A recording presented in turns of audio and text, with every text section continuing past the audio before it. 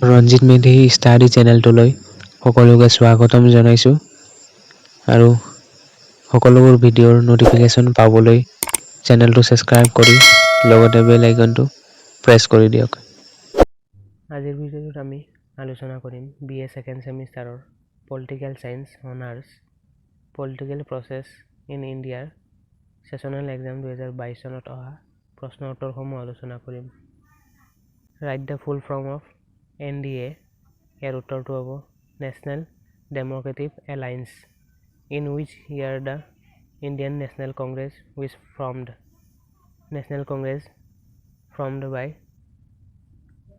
1885 1885 চনত।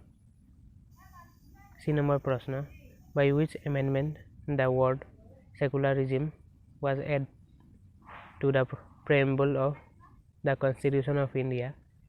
সেকুলাৰিজিম শব্দটো 42তম সংশোধনীৰ জৰিয়তে সংবিধানত সংযোগ কৰা হৈছিলে।